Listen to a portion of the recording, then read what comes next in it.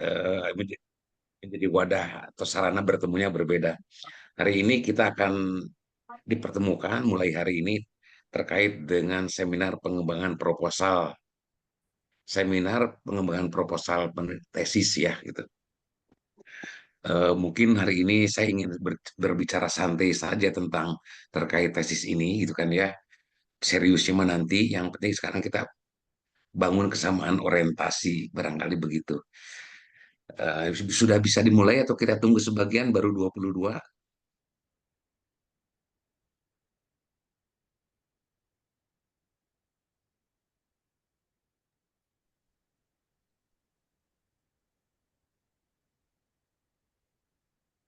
Kita mulai atau kita Ya, tunggu yang lain dulu, Bapak dan Ibu sekalian?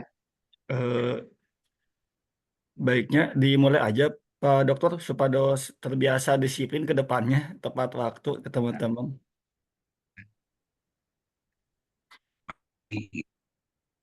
Gitu kan ya. Kalau begitu,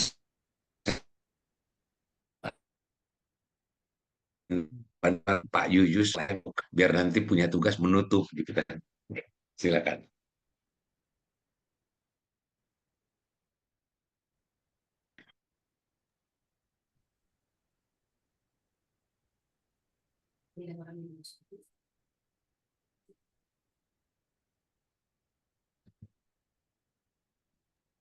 Ya, baik izin Pak Dokter dibuka aja Pak Dokter ya kita awali. Iya, iya. Ya, Iya. baik. Sorry, saya konfirmasi dulu suara saya jelas terdengar tidak Bapak dan Ibu sekalian?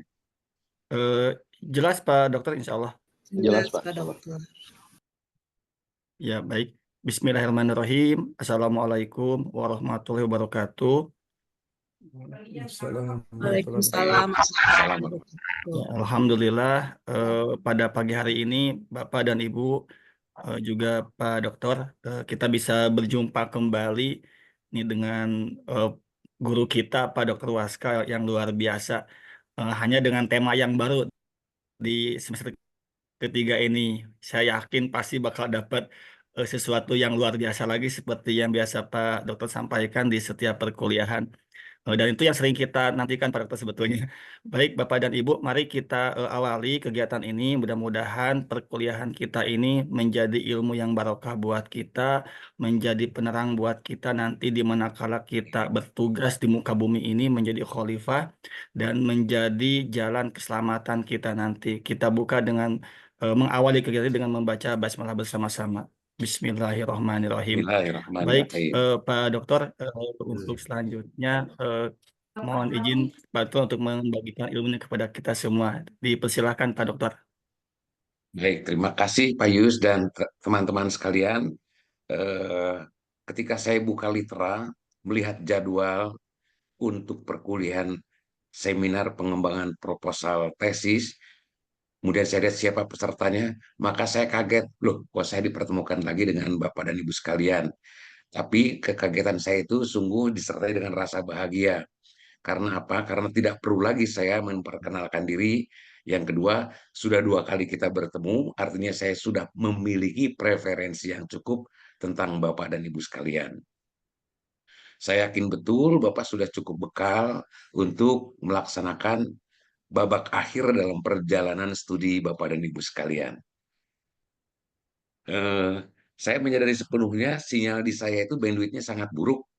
Jadi mohon untuk di break apabila ada suara yang tidak jelas atau timbul tenggelam ya biar saya mencari lokasi yang lebih baik.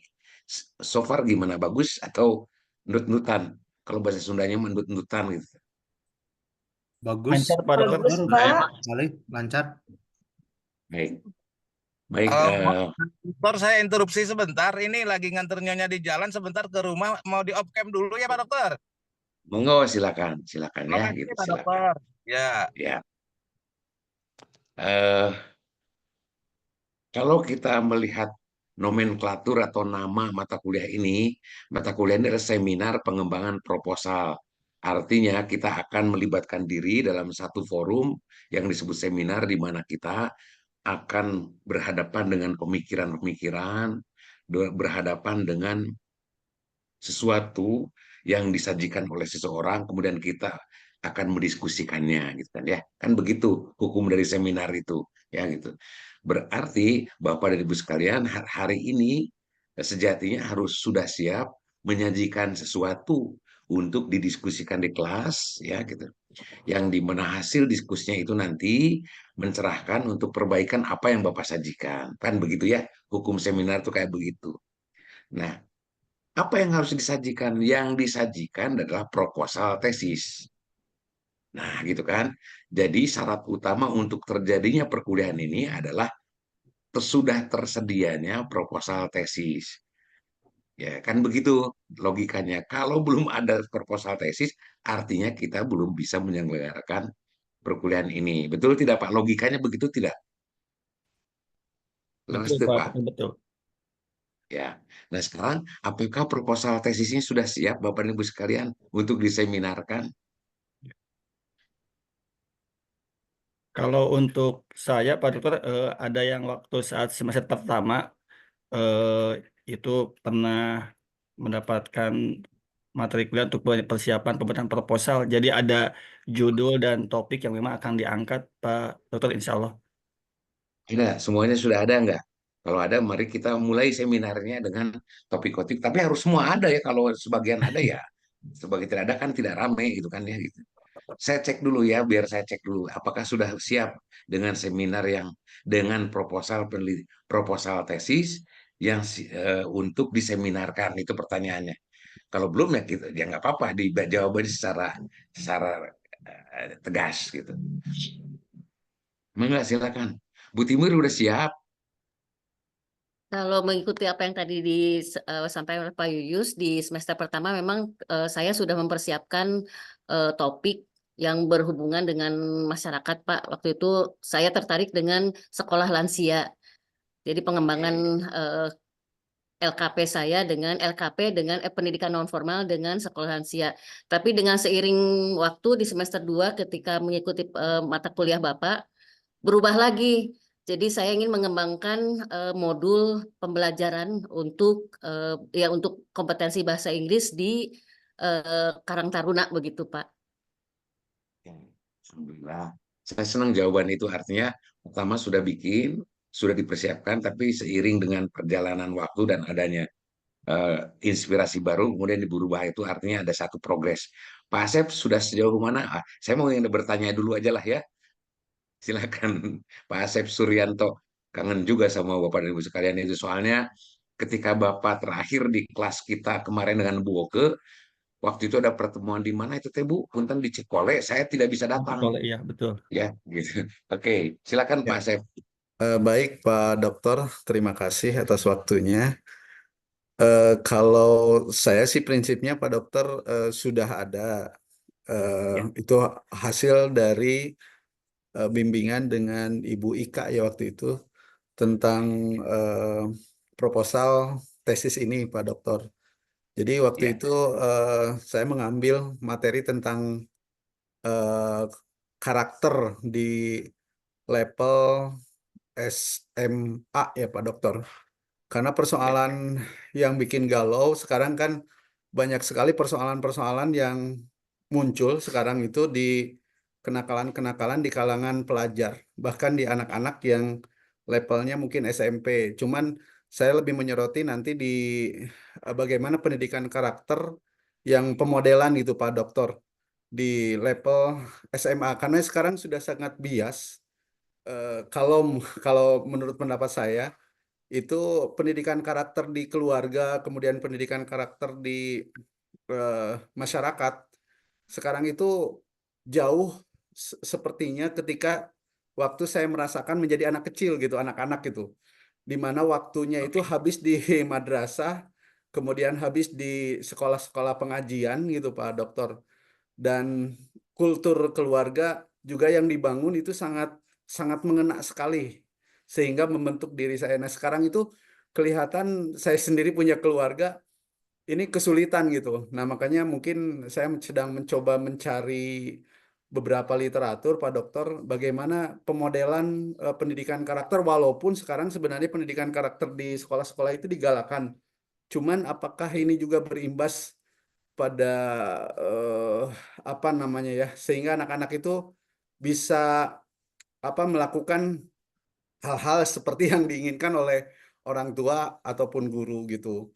Nah, ini yang sedang saya coba kaji, beberapa sekolah juga sedang saya coba analisis, di mana ada sekolah-sekolah yang sifatnya nanti bisa melakukan pemodelan, baik itu sekolah-sekolah yang non-Islam ataupun sekolah-sekolah yang Islam gitu Pak Dokter.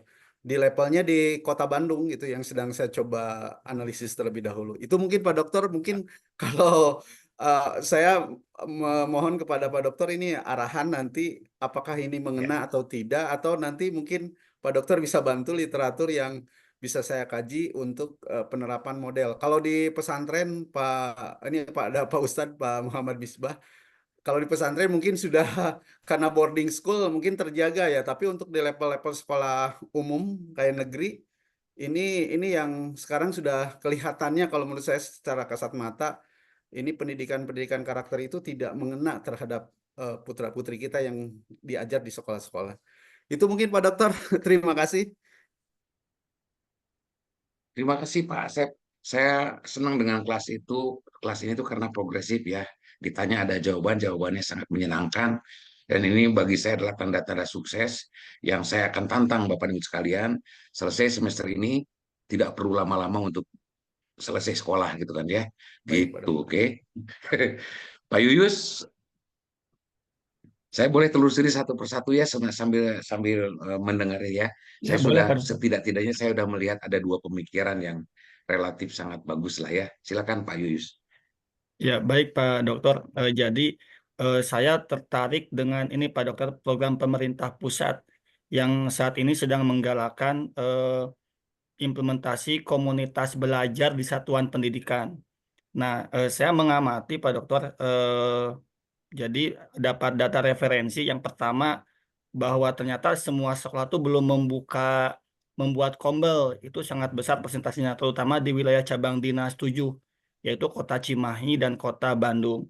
Nah, kemudian yang kedua, pada saat implementasi, saya mencuplik beberapa sekolah yang terlihat betul menunjukkan sesuai dengan harapan program pemerintah itu adalah SMA 23 dengan munculnya program Kombel yang diintegrasikan dengan listen study, dan itu memang sesuai dengan arahan.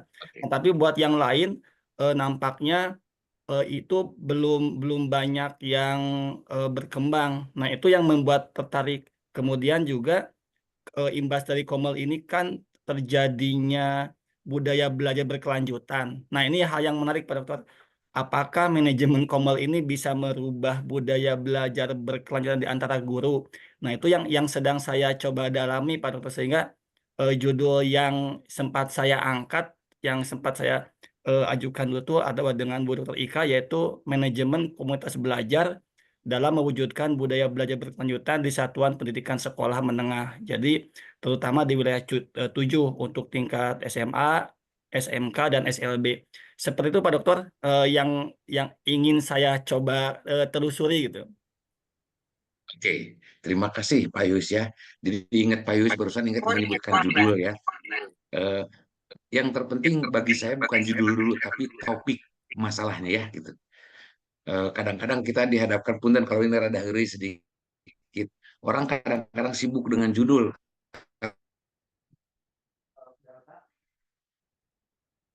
Saya mengajar perlu judul, saya bilang saya perlu topik inti persoalan atau problem substansial problemnya apa gitu kan ya. Kan nama mah nanti kalau sudah ada wujudnya, persoalannya sudah jelas, masalahnya sudah clear, kayak barusan punya Pak Yus ada topiknya apa, Pak Asep pun demikian, Ibu juga kan. Nanti judul mah samalah dengan ibu-ibu melahirkan, nama dulu atau melahirkan dulu, Pak. Melahirkan dulu. Biji lah budak nak kakak di berengaran gitu kan ya. Kan begitu. Ya jadi problem statementnya itu tegas, setelah wujudnya itu baru dinamai. Nama itu nomor 2 menurut saya, dan nanti dipersyaratkanlah pada hukum nama. Sebaiknya nama itu mengandung makna, sebaiknya nama itu mengandung doa, sebaiknya nama itu mengandung harapan. Sama lah dengan yang barusan Pak Yus sampaikan, manajemen komunikasi belajar dalam upaya harapannya akan terjadi budaya belajar berkelanjutan, kan doa teteh. Nah seperti itu ya. Ini break dulu dari yang tadi, cuma nanti yang lain setelah ini secara tidak perlu seluruhnya, tapi intinya kemukakan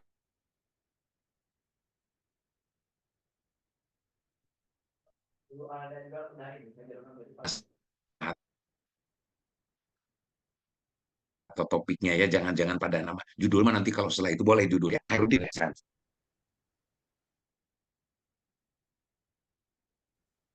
Oke, Pak Imzat Nika, silakan Kang Nam. Assalamualaikum warahmatullahi wabarakatuh. Waalaikumsalam warahmatullahi. Betul Pak Dokter, kemarin tuh waktu semester 1 kami itu sudah ada draft proposalnya.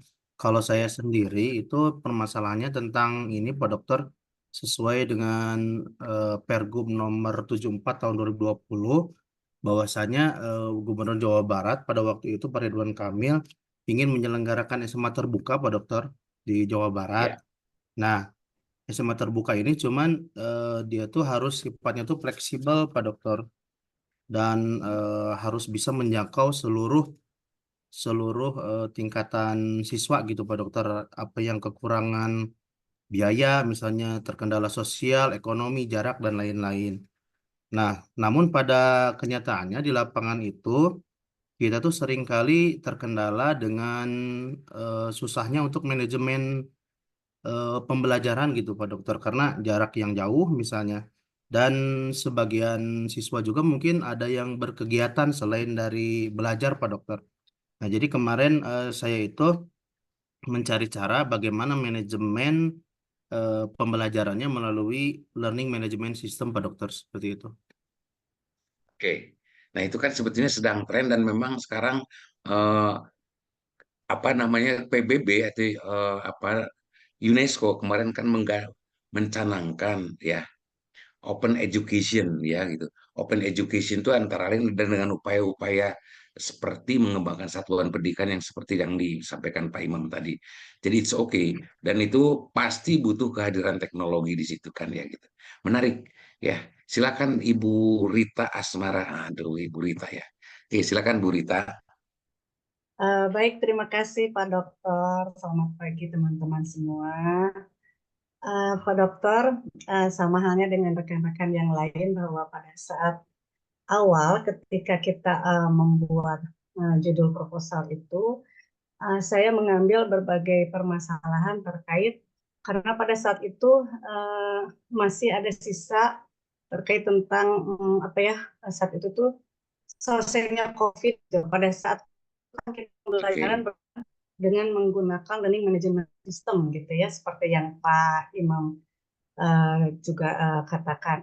Nah, saya mengambil berkaitan dengan bagaimana learning management ini tetap digunakan dalam pembelajaran di sekolah dan memberikan layanan yang sangat baik bagi peserta didik, sehingga kualitas pendidikan tidak mengalami penurunan yang terlalu besar gitu ya, karena hadirnya learning management system.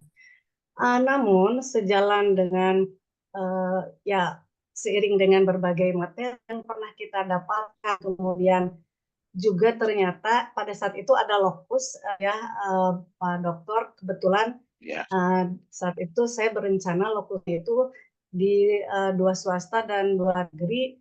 Nah, saya menemukan masalah justru di sekolah negeri LMS ini sudah jarang sekali digunakan gitu. Karena dengan luring artinya kemungkinan LMS ini memang sudah tidak terlalu dibutuhkan, karena saat itu yang saya lihat beberapa sekolah termasuk sekolah saya, walaupun tidak jadi lokus gitu ya, di SMA Negeri 2 Bandung kita sudah tidak ada lagi LMS gitu. Sementara di SMA 1, SMA 4 juga sudah tidak terlalu digunakan. Nah, sehingga karena itu saya merasa ini agak kesulitan bila saya harus tetap mengembangkan judul di dalam proposal ini. Nah, di semester kemarin, di semester kedua, kebetulan saya bergerak juga bersama dengan beberapa kebijakan gitulah, terkait dengan bagaimana peran guru penggerak gitu dalam meningkatkan kualitas pembelajaran. terutama ya kualitas pembelajaran di sekolah-sekolah. Nah, sehingga saya sudah mulai menggarap di semester kemarin itu terkait dengan bagaimana peran guru penggerak ini justru lebih besar pengaruhnya dalam meningkatkan kualitas pembelajaran di satuan pendidikan. Nah, sehingga saya akan mengambil proposal ini, kemungkinan permasalahannya terkait seperti hal seperti itu, Pak Dokter. Karena saya merasa bahwa permasalahan terkait dengan learning management system ini mungkin saya merasa agak sulit nanti untuk mengembangkannya, terutama lokusnya itu tadi. Sementara untuk peranan guru penggerak, saya merasa mungkin saya bisa lebih akan mampu optimal membahas ini, selain karena saya juga salah satu guru penggerak itulah ya. Kemudian saya juga banyak terlibat di membantu dari kebijakan-kebijakan, tidak hanya kebijakan di kementerian ya, menjadi salah seorang pengajar praktik di guru penggerak, tetapi saya juga karena gitu ya, kebijakan Provinsi Jawa Barat itu untuk percepatan peningkatan kualitas sekolah, Jawa Barat membuat kebijakan guru penggerak Jawa Barat gitu. Nah, saya juga termasuk yang istilahnya mendapat amanah untuk mendampingi di sesi ini 25 orang guru di Kota Bandung untuk mendapatkan pemahaman pembelajaran tentang apa sih sebetulnya peran dari guru itu untuk peningkatan kualitas pembelajaran seperti itu, sehingga ya kemungkinan itu yang akan saya ambil, Pak Dokter, seperti itu.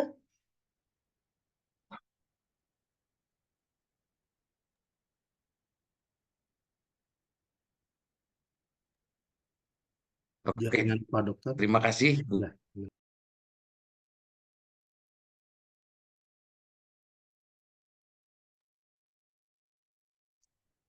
Pak Dokter, mohon maaf putus-putus.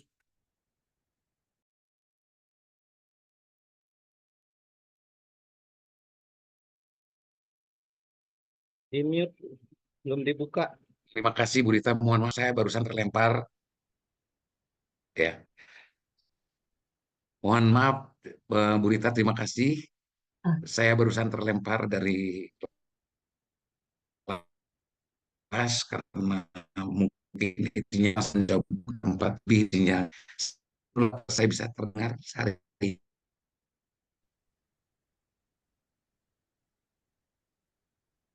Putus-putus Pak Dokter, mohon maaf.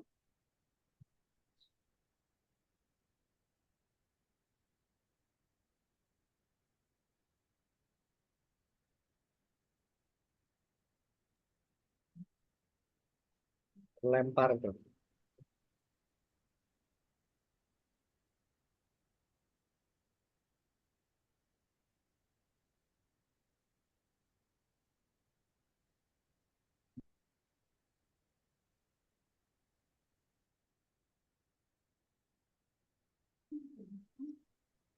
Informasi, apakah suara sekarang sudah bisa didengar lagi Bapak dan Ibu sekalian?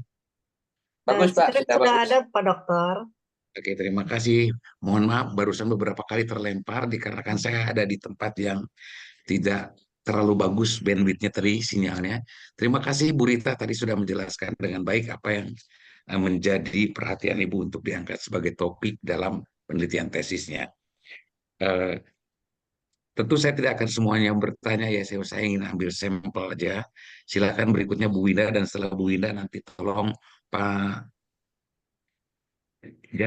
Misbahun ya, silakan Bu Winda dulu. Saya pengen dengar progresnya seperti apa, silakan. Terima kasih. Assalamualaikum warahmatullahi wabarakatuh. Waalaikumsalam warahmatullahi wabarakatuh. Untuk progres saya ke depan yaitu tentang permasalahan prestasi non akademik, pembentukan karakter, dampak prestasi non akademik terhadap pembentukan karakter siswa sekolah menengah. Nah, di sini saya mengambil permasalahan tersebut karena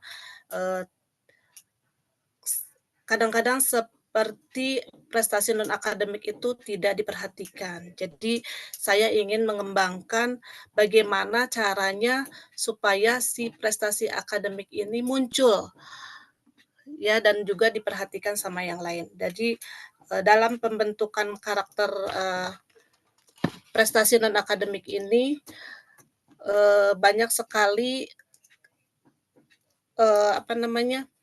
keberhasilan-keberhasilan dari prestasi non-akademik ini, itu Pak. Jadi berdasarkan latar belakang yang diuraikan, bagaimana pembentukan kegiatan non-akademik dalam pembentukan karakter siswa, terus bagaimana mengimplikasikan sosial kegiatan prestasi non-akademik dalam pembentukan karakter. Jadi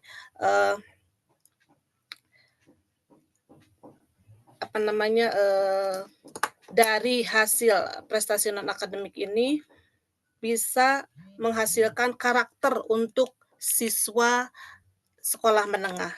Itu mungkin Pak sedikit pengulasan. Terima kasih. Baik, terima kasih Bu Winda ya. Silakan Pak Misbahun. Bismillahirrahmanirrahim.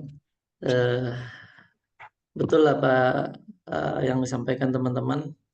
Kami alhamdulillah Pak Dokter sudah membuat tentang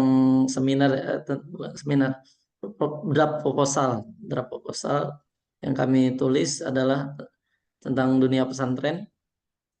Ingin mengkaji pesantren karena kemarin banyak berbicara di era disrupsi, kemarin kami ajukan manajemen pesantren, pendidikan pesantren di era disrupsi, yang ini pesantrennya itu pesantren salafiyah, bukan modern, tapi bagaimana pesantren-pesantren ini bisa hidup. Bahkan kebanyakan, kalau kami simpulkan banyaknya adalah adanya reorientasi pesantren. Kemudian jadi ini akan kemarin juga diminta membandingkan antara dua pesantren. Kami buatkan, ada yang di sini di Bandung, kemudian ada yang di Garut.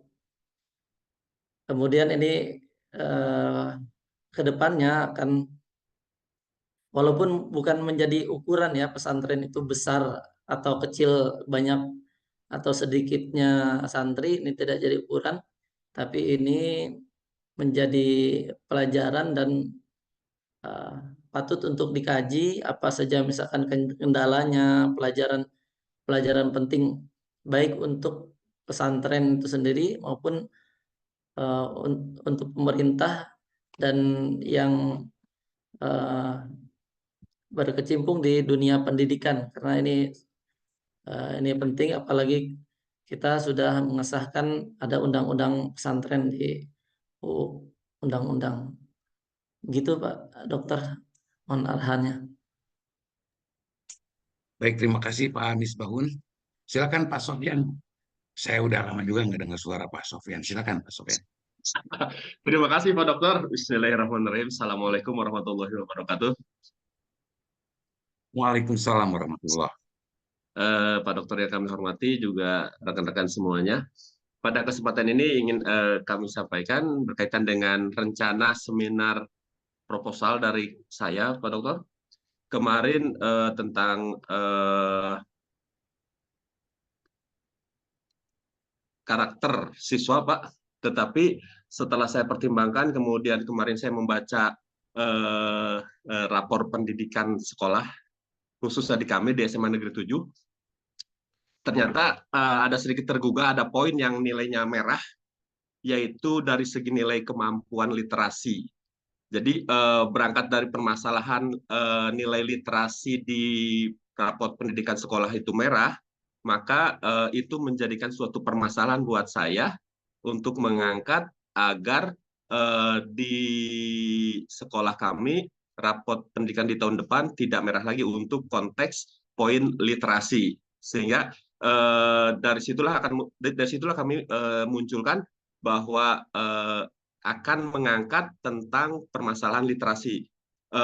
Bagaimana siswa dapat pertama menyukai dulu literasi, tidak hanya membaca, tetapi memahami, menganalisanya. Kemudian juga setelah suka, kemudian muncul kesadaran pada diri siswa tentang literasi. Kemudian juga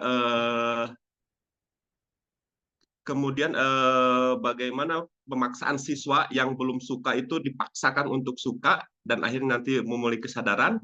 Kemudian pada akhirnya prestasi siswa di bidang literasi pun akhirnya muncul.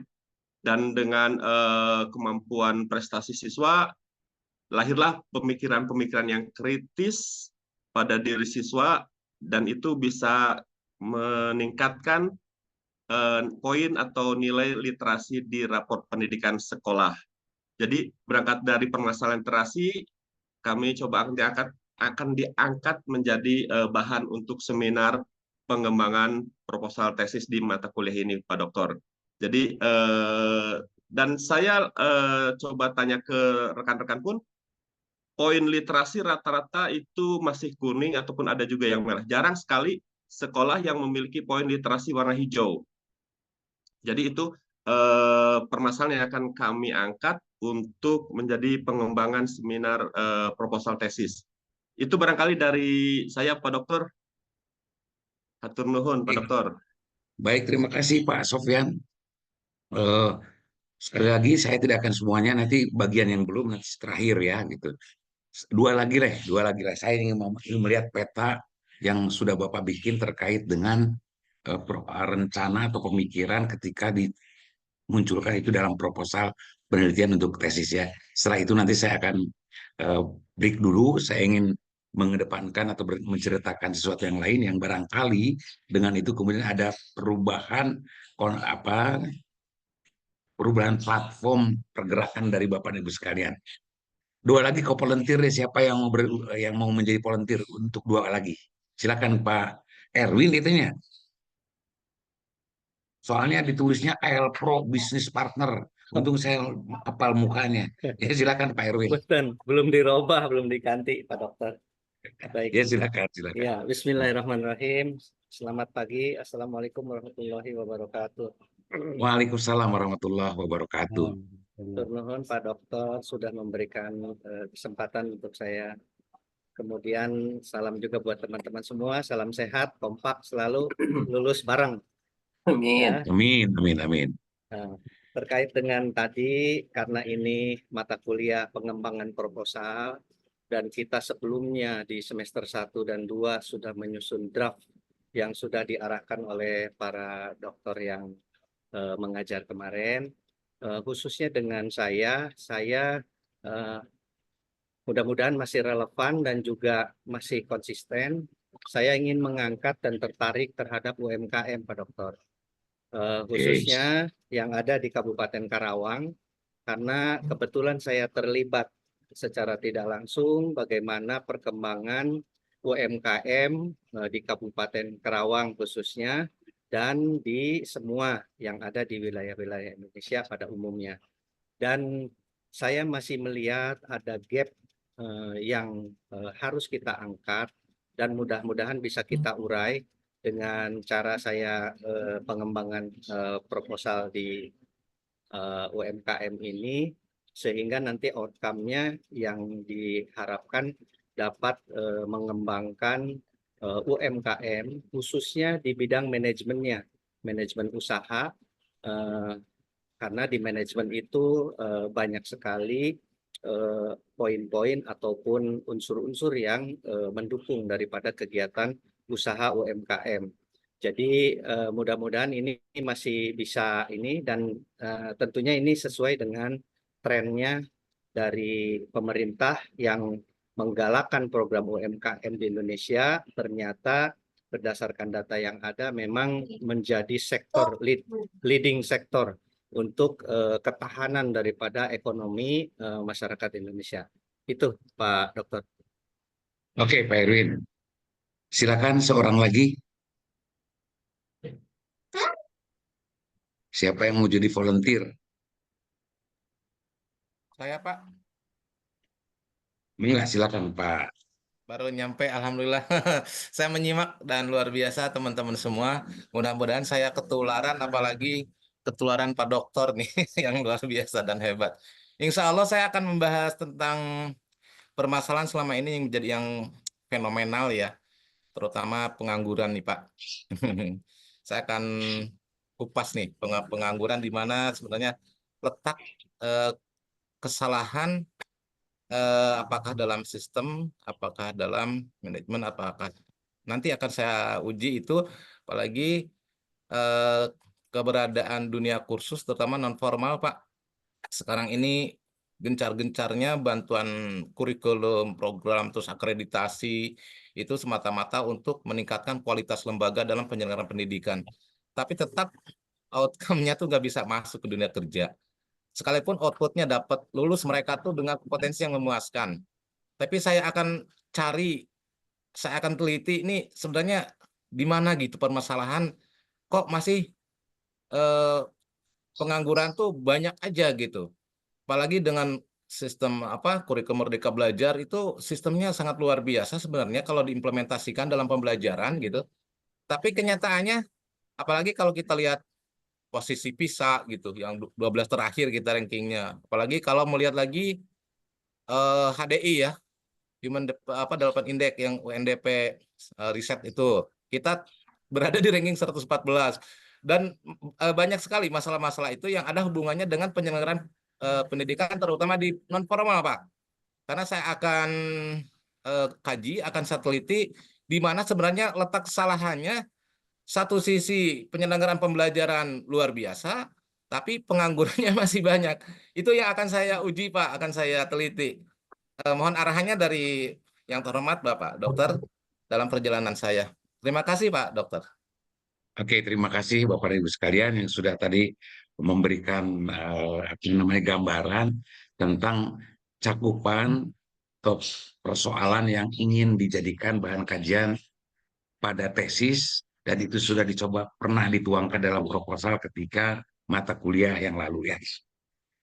Sekarang saya ingin break dulu aja, nanti yang belum nanti mudah-mudahan tertelusuri pada ujung perkuliahan atau sebentar setelah saya break ini ya gitu. Satu, saya ingin berikan dulu semacam penguatan sedikit tentang apa sesungguhnya yang Bapak bikin itu ya gitu.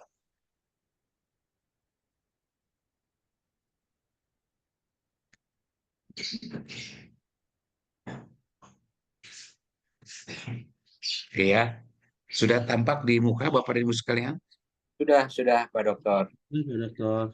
Pertama-tama tentu saya ingin menyampaikan bahwa tesis adalah sebuah karya ilmiah yang pasti Bapak tahu ya, ditulis oleh Bapak dan Ibu sekalian, oleh para calon magister, sebagai tugas akhir sekaligus bukti kompetensinya dalam menyelesaikan suatu penelitian yang diuji melalui ujian proposal, ujian tesis 1 dan 2, kemudian setelah itu baru bisa mendapatkan secara formal gelar magister administrasi pendidikan.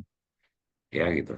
Kemudian, penulisan tesis ini merujuk pada beberapa teori kebijakan dan konsep yang tentu saja dioperasionalkan dengan bantuan satu model dan metode yang relevan. Satu, saya ingin sampaikan dulu beberapa hal. Ada penulisan dalam karya ilmiah, karya tulis ilmiah yang secara formal itu diberlakukan untuk jenjang pendidikan S1, S2, S3 itu ada perbedaan sedikit ya. Kalau S1 itu apa, S2 itu apa, S3 itu apa. Tapi yang perlu saya tekankan barangkali adalah pada tesis itu diupayakan sudah ada pemikiran solutif, ada analisis yang bisa memberikan manfaat secara signifikan dari hasil penelitiannya, dan yang terpenting adalah jangan terlalu berharap kepada pembimbing. Karena pembimbing itu pada saat disusun tesis, itu porsi perannya hanya 20%. 80% adalah Bapak dan Ibu sekalian. Kalau disertasi, 10% adalah pembimbing, 90% adalah mahasiswa atau kandidat doktor. Kalau untuk S1, itu adalah 40 pembimbing, 60 mahasiswa. Kenapa saya sampaikan itu? Ya saya ingin bercerita saja bahwa kadang-kadang Bapak suka menyerahkan kedaulatan Bapak kepada pembimbing, padahal yang punya lakonnya adalah Bapak gitu kan ya gitu. Eh, Abdi mah Bapak kumaha pembimbing nggak boleh ya. Karena pada dasarnya Bapak lah yang punya lakon, pembimbing itu nanti hanya berfungsi sebagai pendamping yang ikut mengantarkan takut-takut kalau Bapak ada kekeliruan jalan yang ditempuh. Itu mohon untuk dipahami sebelumnya gitu kan ya gitu. Itu yang pertama. Yang kedua, yang semua Bapak tadi ceritakan itu menurut saya tidak ada yang keliru ya.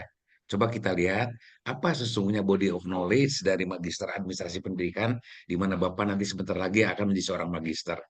Selama persoalannya menyangkut beberapa hal ini, maka itu sah untuk dijadikan bidang kajian, sah dijadikan sebagai concern dan apa namanya elemen keahlian Bapak ya gitu. Jadi kan ini body knowledge-nya. Tadi saya lihat semuanya itu ada rujukannya ke sini. Misalnya pendidikan karakter itu pasti human development gitu ya. Kemudian keresahan misalnya soal eh, soal kurikulum itu ada pada persoalan manajemen pendidik, manajemen ini ya, manajemen pendidikan dan latihan. Semuanya harus ada rujukannya ke sini ya gitu. Dan saya kira itu wajar untuk disampaikan tadi oleh bapak-bapak. Tidak ada yang salah dan masuk ke wilayah yang ada di sini gitu. Jadi saya ingin menegaskan bahwa apapun yang Bapak bikin tadi semua masuk dalam koridor yang tercakup dalam body of knowledge bagi seorang magister, bagi calon magister administrasi pendidikan. Itu komentar pertama ya gitu. Oke, sekarang saya break lagi. Bapak dan Ibu sekalian, tren yang ada saat ini di kita, penyelesaian tugas akhir itu akhirnya diberikan dua alternatif pada Bapak dan Ibu sekalian itu. Ya, bisa berupa tesis, bisa berupa artikel jurnal. Ya, jadi jurnal yang dimuat di dalam artikel jurnal yang dimuat pada jurnal terakreditasi internasional kalau tidak salah ya gitu. Itu ada dua opsi itu sebetulnya diberikan kepada Bapak dan Ibu sekalian. Secara formal itu silahkan pilih apakah tetap pada tesis atau akan memilih pemuatan artikel jurnal. Dua-duanya sumbernya sama dari hasil penelitian. Ya gitu. Dari hasil penelitian yang barangkali itu diawali dengan proposal Bapak tadi gitu kan ya gitu. Oke, clear ya Pak ya. Ini saya cerita aja kalau yang ini ya gitu. Meskipun secara formal itu apa namanya diberikan pilihan pada Bapak dan Ibu sekalian, mau tesis silakan, mau artikel jurnal silakan, begitu kan kalau formalnya. Tapi kecenderungan yang ada, ya kecenderungan yang ada, rasa-rasanya sampai hari ini itu kecenderungan dan kecondongan dan kemudian kelihatannya trennya itu lebih ke jurnal gitu. Ya lebih ke jurnal. Kenapa? Karena satu ya ada dua hal di situ. Ini saya tidak sedang memaksa ya, tapi sedang bercerita ya gitu. Ya sedang bercerita apa yang terjadi gitu kan ya. Dengan artikel jurnal mahasiswa merasa lebih mudah. Bapak dan Ibu sekalian merasa dimudahkan walaupun ada konsekuensi harus membayar sejumlah uang untuk bisa dimuatnya jurnal tersebut. Itu satu. Yang kedua, walaupun tesis tetap aja syarat ujian itu nanti harus intisari tesis itu dimuat di dalam jurnal gitu kan ya. Jadi akhirnya banyak yang memilih jurnal. Ya, nanti saya kembalikan kepada Bapak dan Ibu sekalian. Ini konsekuensinya nanti adalah dengan cara kita belajar di kelas ini. Sampai di sini sudah bisa ditangkap, Pak. Ujung perjalanan Bapak itu dihadapkan pada pilihan lah. Badai jurnal, badai tesis gitu ya. Nah, tapi saya melihat walaupun pilihan itu secara formal diberikan pada Bapak sekalian, Ibu sekalian, tapi kecenderungan yang ada adalah memilih jurnal dengan beberapa alasan yang tadi saya sebutkan ya gitu. Dengan resiko juga yang tadi sempat saya singgung. Clear Bapak dan Ibu sekalian? Clear, Pak. Biar Pak. Clear ya. Nah, sekarang hari ini beberapa hari terakhir ini termasuk hari inilah ya gitu. para dosen seperti saya itu sering berhadapan. Tadi subuh sebagai contoh, kenapa saya sebut hari ini, karena tadi subuh setelah Pak Imam tadi WA saya pun mendapat WA, Pak, saya dibimbing oleh Bapak untuk membuat jurnal, gitu kan ya, gitu. Untuk menyelesaikan tugas akhir.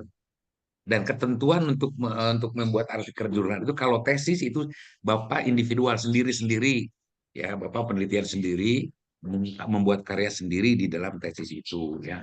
Kalau jurnal itu tidak, kan berbagi menjadi 2 orang, misalnya Bu Winda sama Bu Rita, misalnya Pak Yuri sama Pak Imam, pokoknya 2 orang malahnya gitu. Nah 2 orang tuh membawa proposal dua-duanya ke saya kan, karena mau bikin jurnal. Mana coba saya lihat proposal tesisnya gitu kan ya gitu, ya proposal tesisnya. Nah dari 2 itu saya pelajari kan, saya balikin ke mereka, pilih satu di antara 2 ini. Mana yang kalian kira-kira menjadi passion kalian berdua? Runding berdua silakan, mana yang nanti dipilih gitu kan ya gitu. Sama likir deui teh mana yang nanti beureunnya gitu. Semua memikirkan kembali mana yang akan dipilih. Nah, setelah terpilih, silakan lakukan penelitian kecil untuk itu. Nanti setelah penelitian kecil kita bagi tugas. Kalian membuat proposal penelitian yang sempurna plus laporan penelitian sebagaimana format yang berlaku di Prodi, SPS, Uninus, dan saya membuat artikel jurnal, membantu membuat artikel jurnal. Gitu, ya. Dan itu dibatasi waktunya tidak boleh lebih dari 2 minggu atau 3 minggu misalnya, atau sebulan lah. Kalau dosennya canggih mungkin 2 hari juga selesai, ya gitu. Tapi saya ingin mengatakan pada Bapak dan Ibu sekalian, saya tidak canggih karena menulis itu bagi saya peristiwa yang tidak bisa dipercepat, tidak bisa dirusuh-rusuhin. Menulis itu adalah bagian dari cara berpikir yang komprehensif ya. Sehingga saya membutuhkan waktu. Juga termasuk dari puding atau feedingnya dari Bapak dan Ibu sekalian gitu ya. Jadi kalau memilih jurnal kurang lebih akan seperti itu gitu kan ya. Gitu. Kalau memilih tesis ya tidak, nanti diuji prosesnya, setelah itu mendapat pembimbingan, mangga kemudian kita bikin ya gitu. Itu perbedaannya gitu. Clear ya Bapak dan Ibu sekalian? Clear. Clear, Nah Pak. sekarang yang sedang saya pikirkan begini ya gitu. Yang saya pikirkan begini, seandainya Bapak jatuh pilihan untuk menyelesaikan tugas akhir ini dalam bentuk jurnal, ya, maka sejak awal saya akan mengkondisikan, ya, nggak perlu bikin proposal masing-masing, karena toh nanti harus dipilih ujungnya, ya. Misalnya Pak Sofyan bebarengan sambil sarang Pak Sugeng gitu kan ya gitu.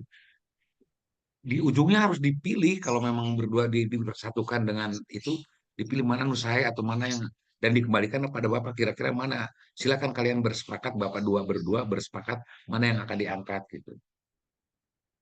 Ya gitu. Di situ bisa timbul ya apa ya namanya itu, eh, nggak tahu lah, kan bisa timbul ada yang enak ada yang tidak enak tergantung orangnya sebetulnya ya. Tapi bagi saya itu akan menjadi PR baru. Kenapa tuh bukan dari dulu atau dipersatukan saja gitu kan ya.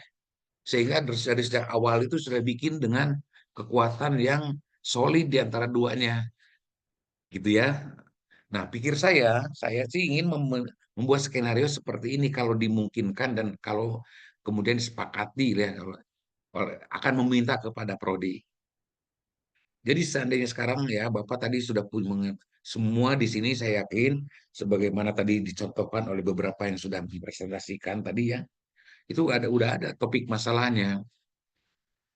Nah, mungkin ya, bagaimana kalau sejak awal sudah dibentuk aja 2 orang untuk bikin satu topik permasalahan gitu kan ya. Itu tidak bisa hari ini sebetulnya ditentukan. Tergantung juga kesepakatan Bapak dan Ibu sekalian.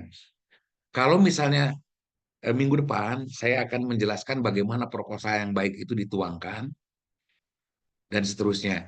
At least pada minggu kelima sudah ada proposal yang disepakati oleh 2 orang dari Bapak itu gitu kan ya gitu. Misalnya saya ambil contoh ya Bu Sinta dengan Pak Bunia lah. Ini saya berdua nih Pak nih, topiknya sudah saya pikiran ini gitu kan ya. proposalnya kira-kira ini. Kita semester ke pertemuan kelima anggap itu sudah jadi, ya gitu. Maka pertemuan ke-6 silakan Bapak lakukan penelitian kecil berdasarkan proposal tadi. Ya, minggu ke-11 selama 5 minggu silakan eksplor di lapangan. Minggu ke-11 sharing di kelas dan mulai bikin laporan penelitian, diseminarkan, bikin laporan.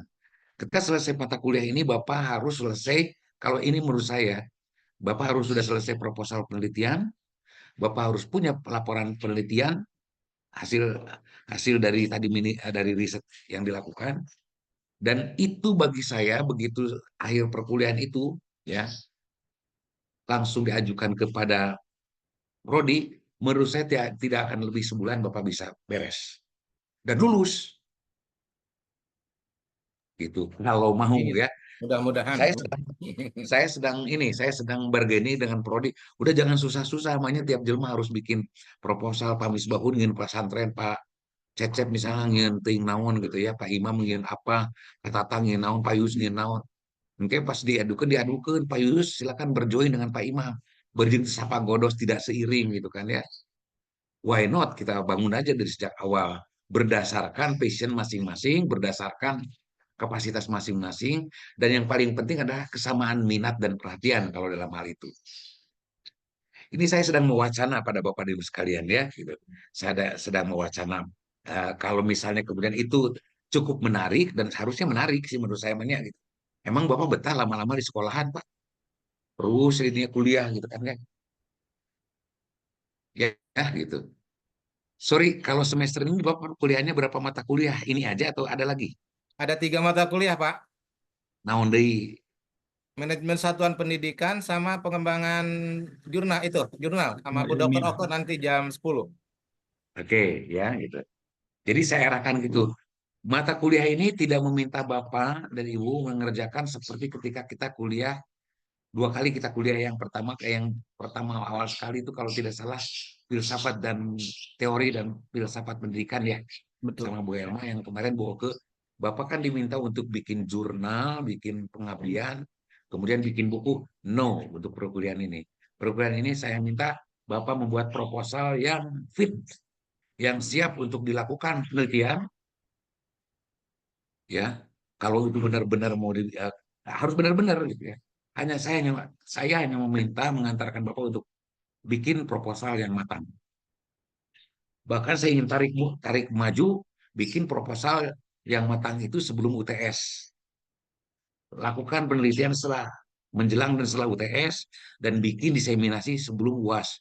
Pada saat UAS, modal Bapak adalah proposal yang matang plus laporan penelitian dilakukan berdasarkan proposal yang tadi itu sudah dieksplor di lapangan.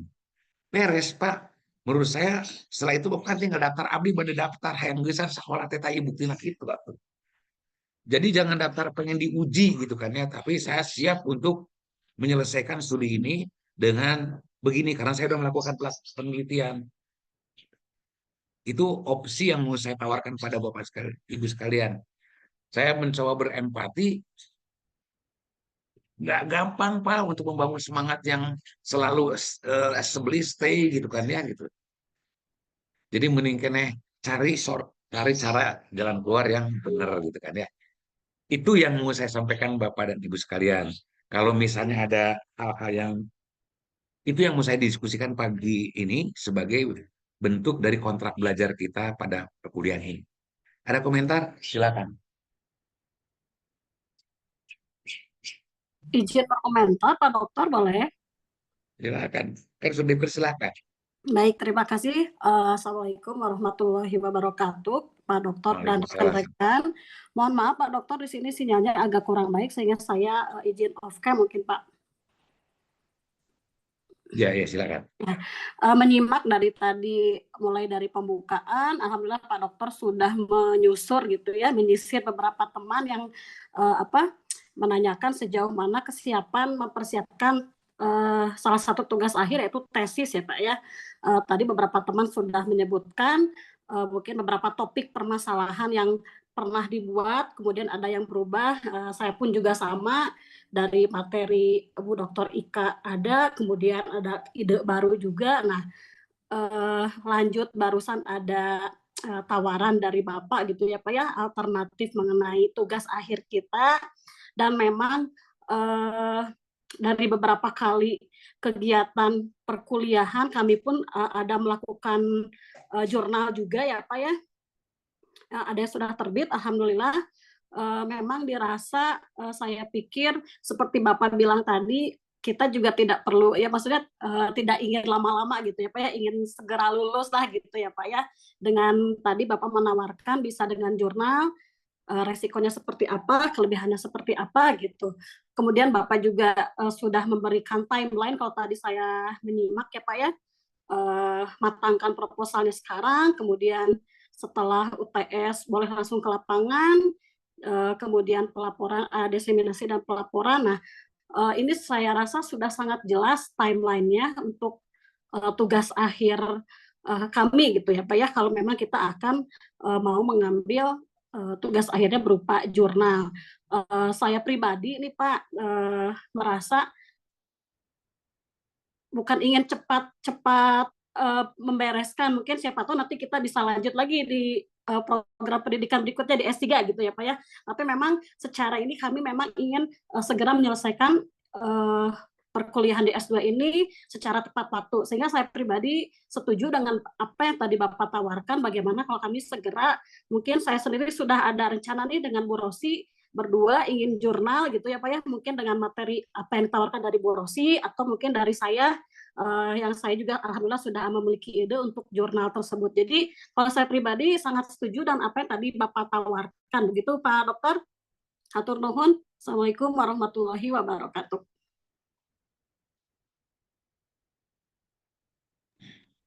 Waalaikumsalam. Mangga, terima kasih Ibu Hen ya gitu. Mangga, ini kan saya hanya memberikan, sorry kok. Jadi saya hanya ingin membuka wacana itu aja. Selebihnya saya merasa lebih demokratis, apabila silakan oleh kelas diolahlah akan seperti apa. Saya siap melayani Bapak, mau bikin tesis juga. Saya memang terbiasa untuk bikin tesis, mau bikin jurnal juga, memang itu tren yang sedang terjadi di kita ya gitu. Itu juga saya oke. Cuma saya berpihak pada soal kemudahan penyelesaian dan percepatan penyelesaian, itu saja sebetulnya gitu. Jadi silakan dirunding ya.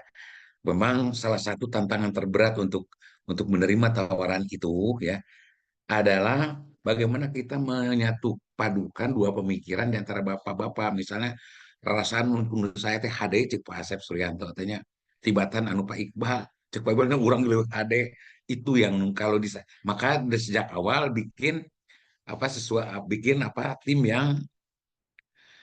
yang apa namanya benar-benar bisa saling menerima lah. Bukankah hidup ini harus kolaborasi dan disinergi gitu kan ya gitu.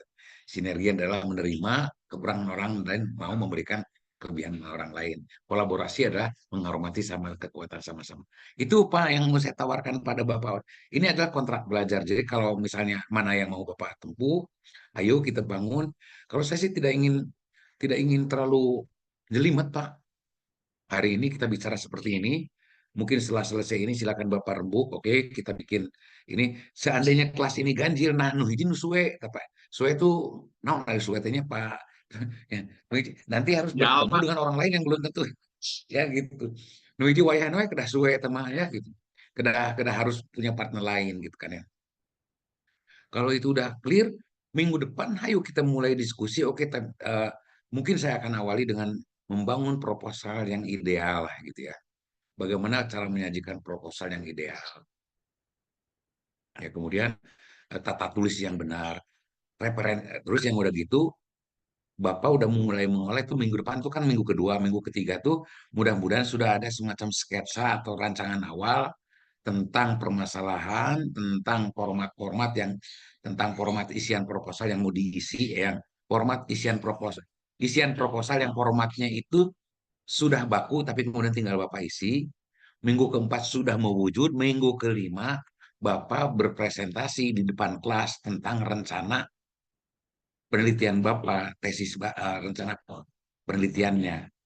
Minggu ke-6 jangan pengen ketemu dengan saya, Pak. Bapak bertemu di lapangan gitu.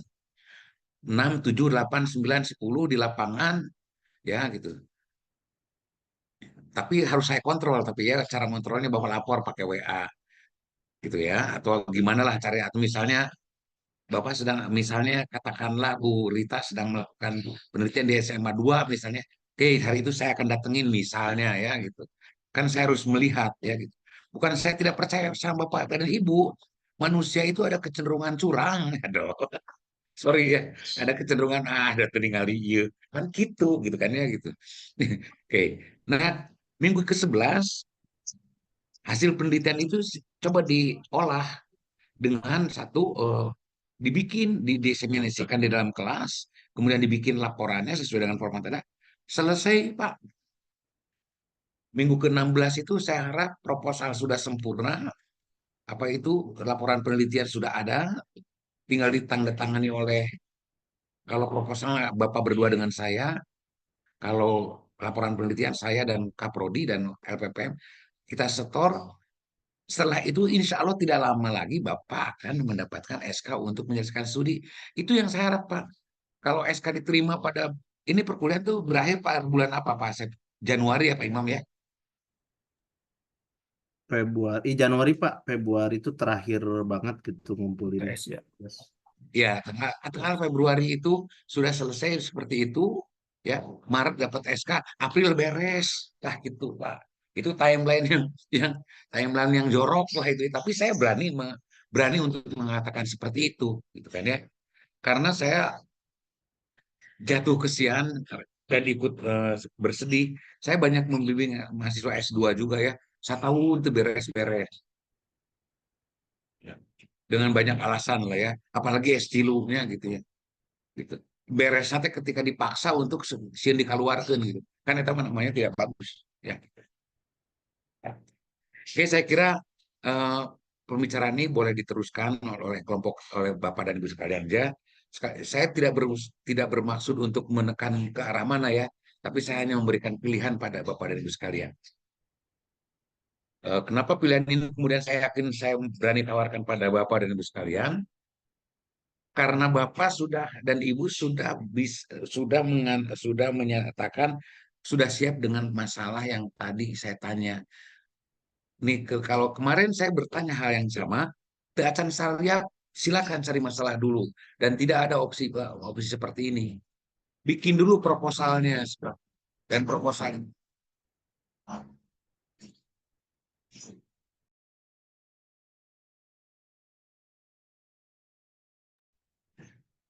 Mohon maaf saya ada di lintasan pesawat terbang ya, jadi agak gandeng. Jadi Pak, kenapa saya berikan opsi ini, dan itu karena saya sudah bertanya pada Bapak tadi ya, dan saya yakin yang lain juga sudah punya gambaran untuk itu, maka saya yakin Pak apa yang saya tawarkan itu saya berani untuk menawarkan nih.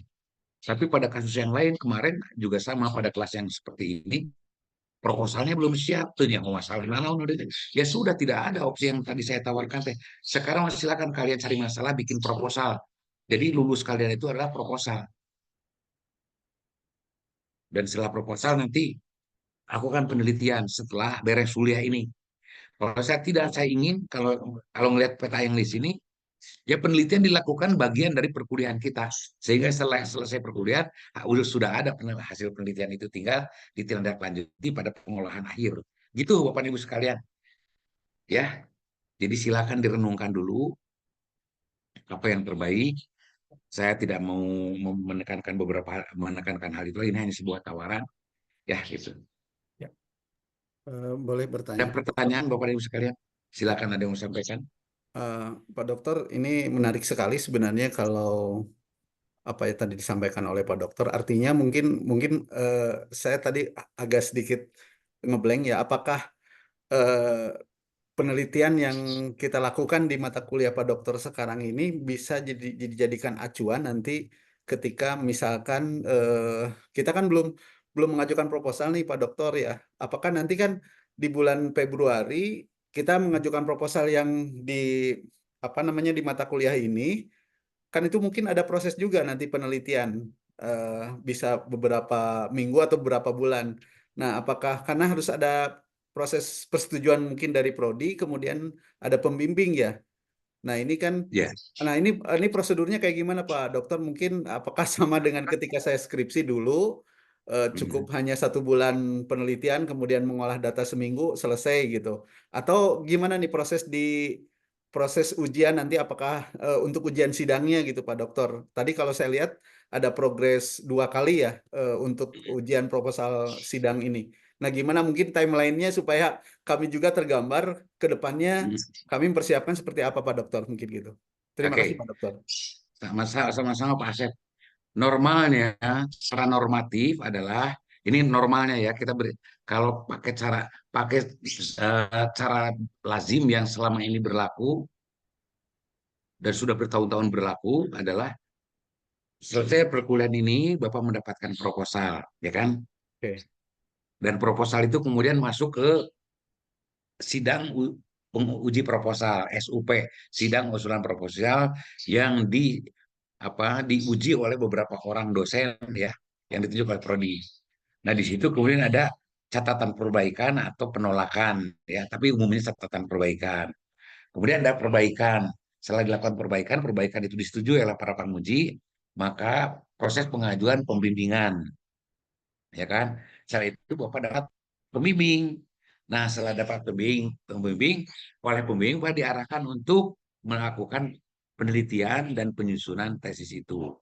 Nah, begitu proses normalnya ya gitu. Nah, proses yang mau saya tawarkan yang karena sekarang udah modern ya, jangan terlalu bertele-tele lah sudah gitu kan ya. Itu ya.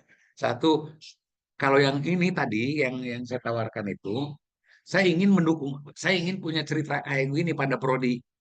Teman-teman di kelas ini sudah menyelesaikan proposal sebelum UTS. Ya, gitu. Kemudian sudah mulai melakukan penelitian setelah UTS dan beres penelitian pada saat UAS. Oke. Ini proposalnya yang sudah saya tujui dan ini hasil penelitiannya. Silakan. Dengan modal itu Bapak dapat pembimbing. Oke. Dah, gitu. Jadi tidak ada sidang proposal itu kalau menurut rute yang saya pakai, yang saya tawarkan pada Bapak teh ya gitu. Iya, iya. Tidak ada sidang proposal itu, yang ada adalah proposal kita olah, kemudian Bapak lakukan penelitian, ya. Insya Allah saya akan mensupervisi penelitiannya, ya. Kemudian setelah itu selesai gitunya penelitian itu. Bapak bikin laporannya dibikin sesuai dengan format yang berlaku di SPS. Proposalnya bukan sudah disempurnakan di sini. Selesai dengan modal itu, Bapak, saya harapkan nanti sudah langsung mendapatkan SK pembimbingan, ya. SK yang diterima oleh Bapak itu adalah berdua, misalnya saya. Nanti saya kasih contohnya. Saya disuruh membimbing Bu Sinta dan Bu Winda.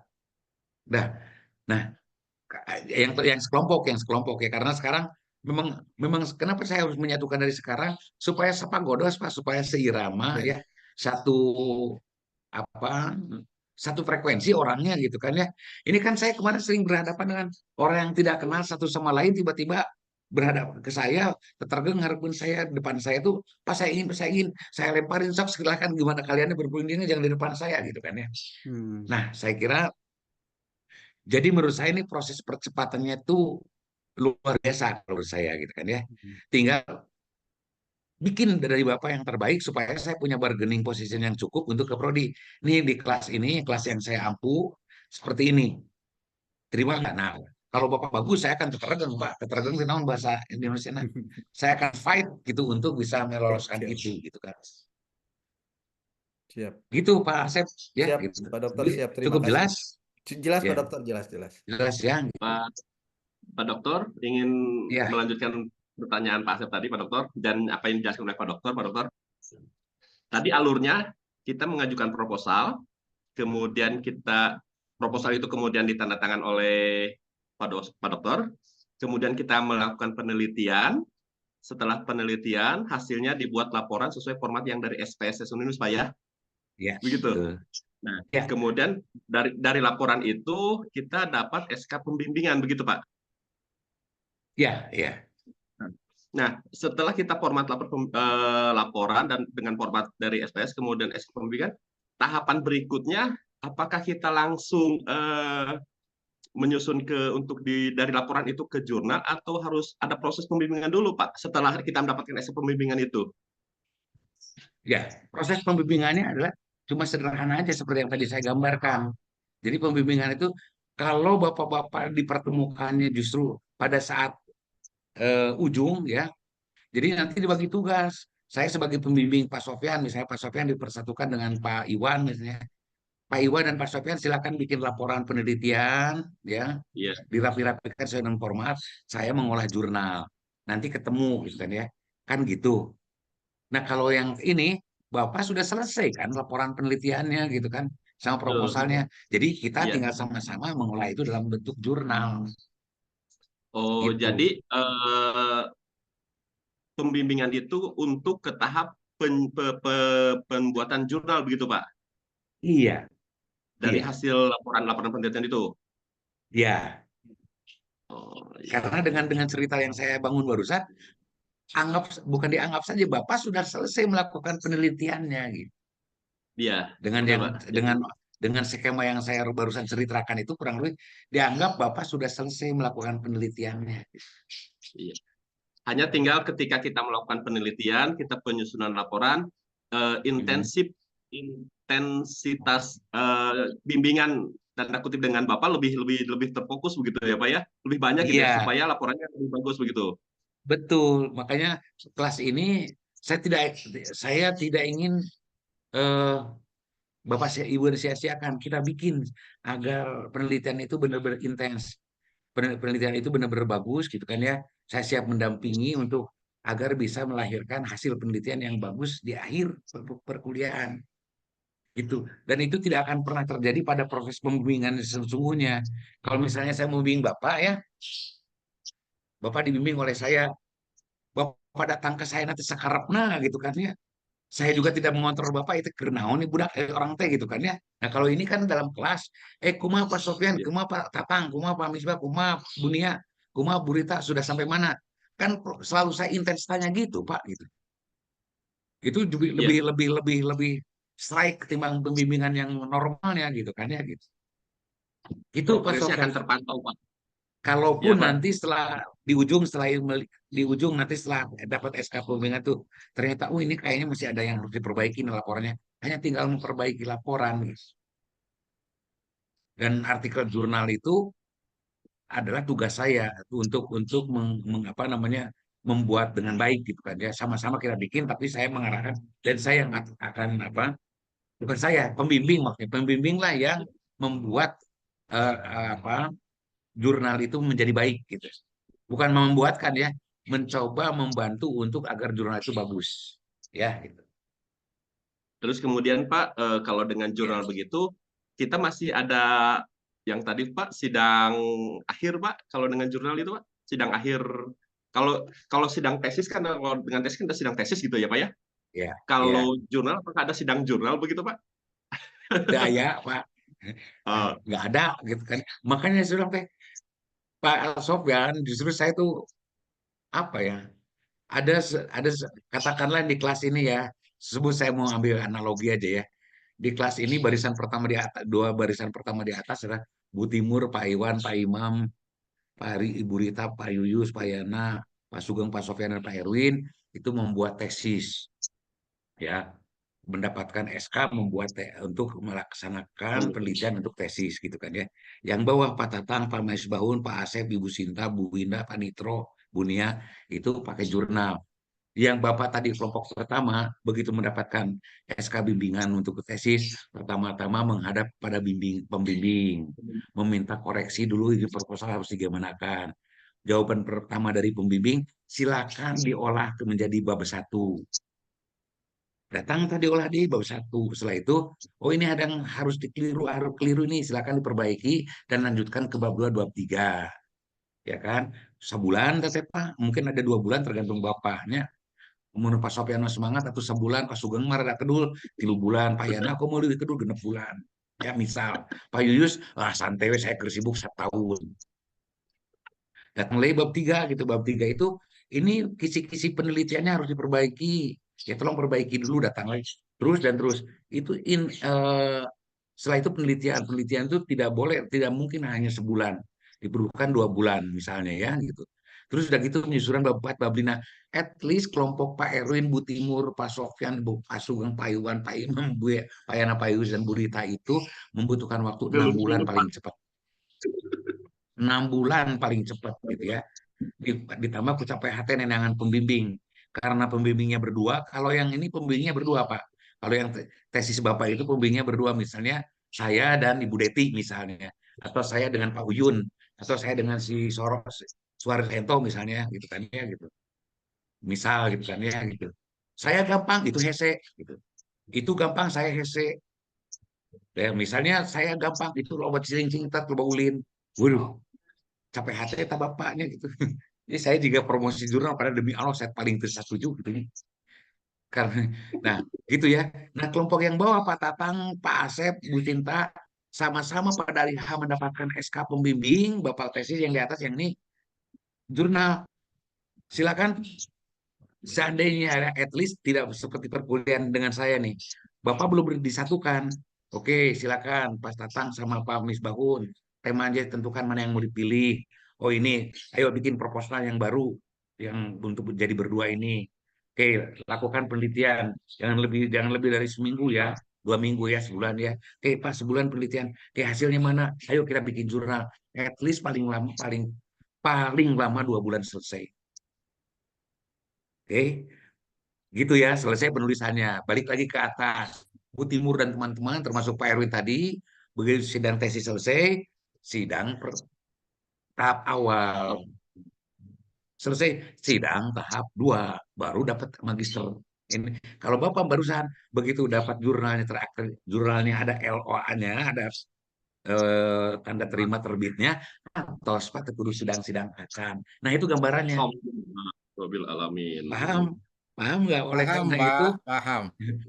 oleh karena itu saya merasa karena ini kelas sudah saya pegang dari sejak kelas semester 1-nya. Kunaon saya tidak bercerita tentang itu aja biar terhararese gitu kan ya gitu.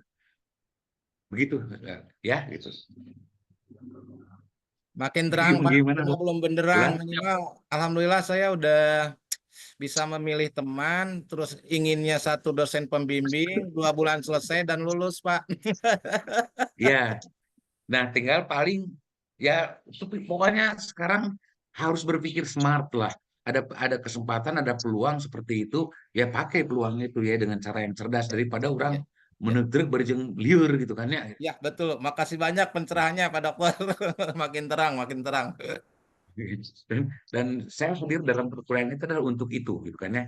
Tapi mohon jangan didiskusikan terlalu terbuka ya, karena bukan boleh diskusi terlalu terbuka pada kelas yang sama, pada kelas lain yang sama, karena dia tidak punya masalah yang disajikan dalam proposal pada perguruan sebelumnya, ya tidak bisa Pak. Saya menawarkan seperti ini. Yang mereka harus lakukan, silakan bikin proposalnya, silakan rancang ulang apa problematikanya, riset problemnya apa, ya kemudian formulasi masalahnya apa dan seterusnya, dan nanti selesai pada UTS ya gitu. Setelah UTS ayo kita tapi ujungnya adalah proposal matang. Karena apa? Karena dia tidak siap dengan masalah yang seperti saya tadi tanyakan pada Bapak Ibu sekalian. Mereka lulusnya adalah dengan proposal yang matang, yang harus nanti kemudian ditindaklanjuti dengan penelitian setelah selesai kuliah ini, gitu kan ya gitu. Itulah salah satu apresiasi terhadap Bapak yang sudah merancang permasalahan sejak perkuliahan yang lalu, gitu kan ya gitu. Ya, dianggap aja tadi beberapa teman yang saya sudah memunculkan itu Ibu Timur, Pak Asep, Pak Yuyus, Pak Iman, Ibu Rita, kemudian tadi Bu Wiwinda, kemudian Pak Sofyan, Pak Erwin, itu anggap aja mewakili bahwa yang lain juga sudah bikin itu. Bari jengtenya kita apakah Pak Iqbal geus bikin atau Pak Ateh buka teuing, anggap aja mewakili yang ini kan ya gitu. Oke? Gitu. Itu aja yang mau saya sampaikan sebagai kontrak belajar. nanti kita akan tindak lanjuti, tapi Bapak silakan menentukan arah mana yang akan dipilih. Kedua-duanya sekali lagi secara formal ditawarkan, tapi bagi saya pilihlah yang cara yang cerdas, yang tidak membuat Bapak nanti kelimpungan di jalan. Saya tahu persis resiko mengambil jalan ini adalah ada sejumlah uang yang harus dikeluarkan, dan saya tidak tahu berapa, bukan tidak tahu, tidak mau berurusan dengan itu, gitu kan ya. Tapi sepanjang yang saya tahu, uang yang dikeluarkan untuk bikin jurnal misalnya ya, itu nggak beda kok dengan uang yang harus dikeluarkan juga untuk melakukan penelitian tesis. Why not kita bikin yang paling gampang aja, ya. Ya, mengerti Pak. Begitu Bapak dan Ibu sekalian. Jadi kalau sekali lagi, kalau boleh saya bikin timeline, hari ini kita bertemu untuk kontrak belajar. Silakan Bapak mau mengontrak yang mana perjalanan kita. Saya tawarkan dua opsi. Opsi yang terakhir yang banyak diceritakan, silakan Bapak renungkan untuk sampai pada putusan mana yang akan dipilih, ya gitu. Minggu depan saya ingin bicara soal bagaimana kita membuat proposal yang bagus, kemudian requirement apa yang harus dipenuhi agar proposal itu bagus, gitu kan ya gitu. Syukur-syukur minggu depan di antara Bapak Ibu sekalian itu sudah terbentuk lah persatuan dan kesatuan grup dan temanya, sehingga nanti tinggal mengarahkan bagaimana proposal itu dibikin. Itu minggu 3 ya. Minggu keempat draft proposal sudah siap, minggu kelima presentasi, misalnya kelompok 1 lah ya, Ibu Timur sama Pak Imam misalnya sebagai contoh. Oke, mau penelitian ini, start minggu depan, dah jangan ketemu dengan saya di kelas, jangan. Ya. Kalau mau ketemu di lapangan aja, misalnya Pak Sugeng sama Pak Yana, satu grup yang melakukan penelitian, harus ada yang lapor ya. Dalam minggu ke-6, walaupun Bapak di lapangan, semua lapor di Litra, yang kedua lapor ke saya. Lapor ke saya itu akan saya ambil dengan cara yang secara sporadis. Pak Sugeng dengan Pak Yana lagi di mana, lagi penelitian, misalnya bawa. Disamperkan ke saya, bisa nggak bohong gitu. Pak Yuyus sama Pak Asep sedang di sini Pak penelitian. Kalau saya ada waktu, saya samperkan, bisa ngabar home. Gitu kan ya. Gitu. Terus gitu kan ya gitu. Kenapa? Saya akan sangat serius Pak, karena saya berharap akhir perkuliahan ini Bapak sudah mendapatkan proposal dan hasil penelitian yang kedepannya tidak menyulitkan Bapak untuk memilih tema, kemudian melakukan penelitian. Kalaupun melakukan penelitian, itu hanya perbaikan-perbaikan kecil. Dan selanjutnya saya berharap nanti Bapak mendapatkan pembimbing yang bagus gitu, yang tidak menyulitkan gitu kan ya. Karena ya pembimbing itu lucu gitu Pak. Misalnya Pak Erwin disatukan dengan Pak Tatang, temanya sudah disetujui oleh dosen pembimbing, oleh saya dalam perkuliahan ini, juga sudah disetujui oleh prodi gitu kan ya. Juga si pembimbing, nah ono kieu judulnya jika di judul, dah gitu. Eta ngaranna ngajago ono gitu Pak, gitu kan ya gitu. Ya gitu. Padahal pembimbing mah tidak perlu, seperti tadi saya bilang di awal, pembimbing tidak punya hak veto terhadap topik. Yang dia punya hak adalah untuk meluruskan. Ya, misalnya Pak Tatang dan Pak Erwin sepakat untuk mengangkat tema tentang pengaruh genderuwo pada cara belajar mahasiswa di gitu ya, misalnya ya, gitu. Kenapa ini harus begini? Nggak punya dia hak veto untuk itu. Yang dia punya adalah ini genderuwonya yang seperti apa. Wah ternyata genderuwo adalah gitu kan ya, metode pembelajaran yang berupa aplikasi yang kebetulan namanya ada genderuwo, bukan setan gitu kan, begitu ya, misal gitu. Oh gitu, nggak punya hak veto pembimbing itu, dia punya hak untuk meluruskan, menginikan gitu kan ya. Tak berharap kalau selesai perkuliahan ini Bapak mendapat pembimbing yang baik lah. Jangan baik hati Pak, kalau baik hati nanti Bapak terlena, kalau baik ya Bapak nanti akan terantarkan dengan dengan baik pula gitu kan ya gitu. Dan pembimbing yang galak pilih Pak. Ya, karena pembimbing yang galak itu biasa dia ingin mendapat menghasilkan kesempurnaan atau perfeksionis pada sektor yang bisa kita kuasai. Dan itu adalah saya Pak. Saya itu dianggap sebagai pembimbing yang galak. Walaupun Bapak tahu saya ini baik hati gitu kan ya, dan Ibu ya. Ya harus saya gitu kan ya gitu. Itu Pak, di pertemuan kelima ada penelitian lapangan yang katanya Bapak mau ngontrol langsung ke Pak Yuyus tuh, ke Pak Asep yang dekat. Kalau saya peneliti di Ciamis gimana Pak? Untung saya di Ciamis nggak didatangin sama Bapak ya. Oke, ada pertanyaan lagi Bapak dan Ibu sekalian. Yuyus itu kayaknya sekarang literanya sudah bisa absen ya kayaknya. Ya, Tadi sudah. belum saya isi agendanya ya gitu. Cukup Bapak dan Ibu sekalian untuk pertemuan pertama ini? Salah cukup Pak. Terima kasih. Udah ada gambaran.